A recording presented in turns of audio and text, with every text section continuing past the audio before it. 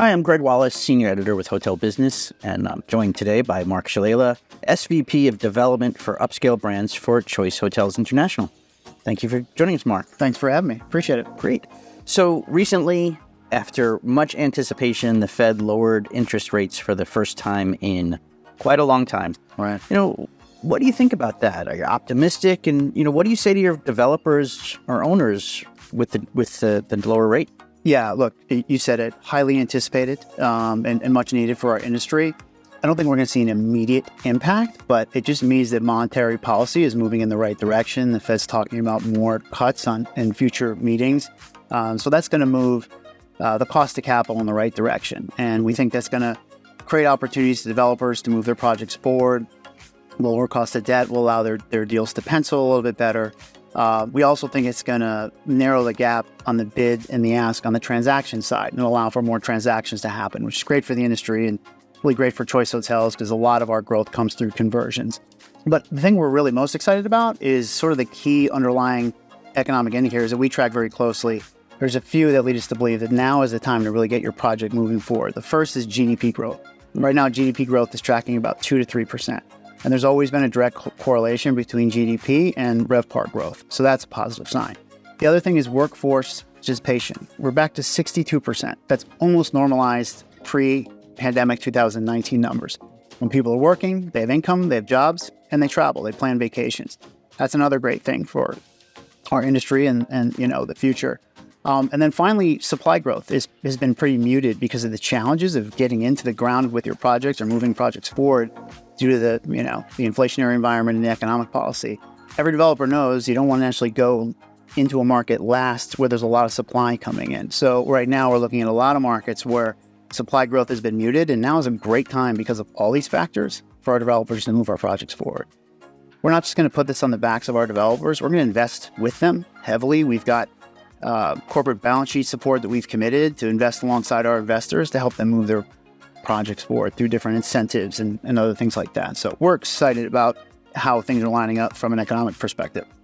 Great. And, this year you've really continued the integration of Radisson brands with the relaunch of Radisson and Radisson Blue earlier this year and the introduction of Park Inn by Radisson. And you're relaunching Radisson Individuals. Why did you do this? What has the reception been like? It's been great. So we acquired the Radisson Americas portfolio about 2 years ago, and we did that with strategy and intent. We did it to bolster our mid-scale platform with brands like Country Inn and the relaunch of Park Inn by Radisson, which has been extremely well received. But really, we did it also because it created multiple white space growth channels for our upscale brands with a full-service upscale offering with Radisson, an upper upscale lifestyle offering with Radisson Blue, and now with the relaunch of Radisson Individuals, it gives us our second soft branding offering. We think the timing of this is perfect. If you look at soft branding, next to extended stay, it's probably the second most heavily invested segment in our industry over the last 3 or 4 years. I think that's because guests' preferences have changed significantly in the type of experience they want when they travel. These soft brand properties provide that experience, that local, authentic experience that they're looking for. They're driving higher RevPAR premiums against most branded product across most markets.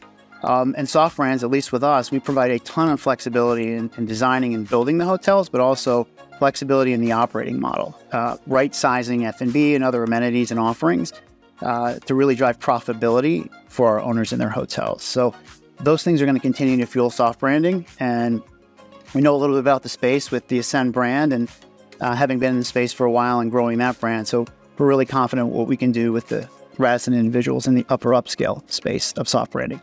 So, there's been more competition in the mid-scale and economy segments. How is Choice standing out and staying relevant in this section? Yeah, look, Choice Hotels for years. We've been around for 83, 84 years and been a dominant player in the mid-scale space and below.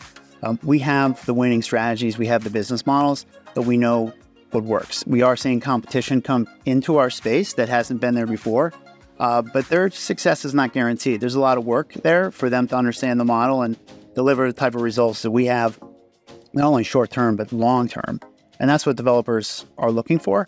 We're going to continue to innovate. We're going to continue to provide world-class technology, continue to upgrade our prototypes and different programs within the hotels to continue to, drive profitability for our owners, and also continue to bolster our commercial engine that's going to help lower the cost of customer acquisition. And, with rising costs of insurance and other things that developers are dealing with, we know that's really, really important to our franchisees, and that's what we're focused on.